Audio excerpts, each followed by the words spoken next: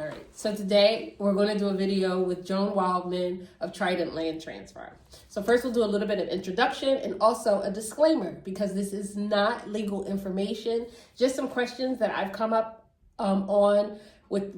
in relation to title, and I thought that other people may have these questions too. So I asked Joan if she could spare some time so that I could put it into the World Wide Web, and then everyone would have this information available at your fingertips. So let's jump right into it. All right, question number one. When I submit an offer, I check the tax records to get the names of the parties who should be on the agreement of sale, okay? Mm-hmm. So when I recently submitted an offer, the offer was later accepted, yay, right? Mm-hmm. But what I learned was that one of the owners was deceased. That's because, there were two names when I submitted the offer. When I got it back, only one name was on the signature, and then on the other name, they had typed and in parentheses were deceased. Mm-hmm. So how does that work with title?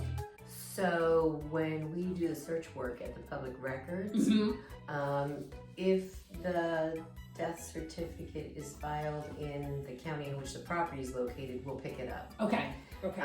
If we find out later on that they died perhaps in another state or another county other than where the subject property is located, then we would have to revise the title. But let's just say we found it in the title in the county. What we're going to ask for, title is going to ask for a copy of the will.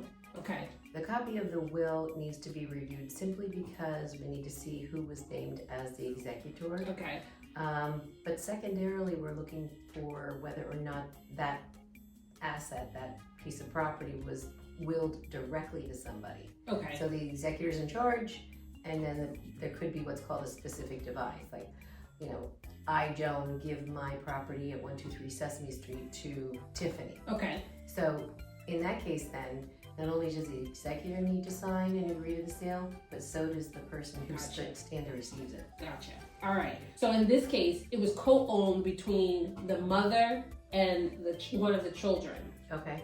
And I remember specifically when I was waiting for a response back on the offer, the listing agent was saying, I talked to the sister and the brother, and they are going to accept your offer. I'm just waiting for them to sign it back. So it was the children. So one of the children lived with the mother, you know what I mean? So they were on the title, and then the son was the other person. Basically, I guess because it was the mother, and maybe due to the will, those things were willed between the two children. Well, so that's what we're looking for. We're looking through the will to see who benefits. Okay. And then we're also looking for what's called a short certificate. Okay. Letters testamentary. That's where the Register of Wills office says, okay, according to the will, John Doe, you are the executor. Okay. And they will issue this document, the letters testamentary, saying that, okay, you are empowered, officially recognized as being able to act on behalf of the estate. Okay.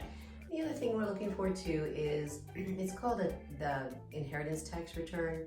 It's called a Rev 1500, which is the name of the form to remit inheritance taxes to the state.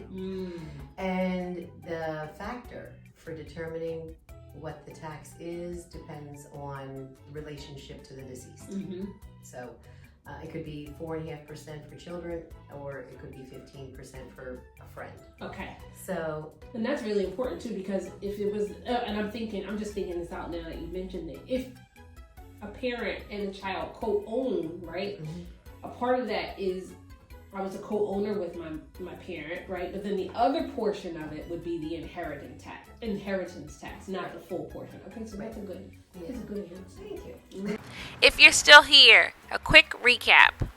Definitely get a copy of the will for your agent and for title if an owner of the property is deceased and that property is now being sold.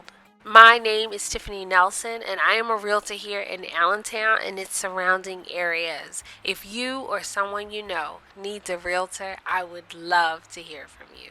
Today I have a video with Joan Wildman of Trident Land Transfer. Okay, hold on, I'll do it again. That's the beauty of the video. I'm going to cut all that out. Okay.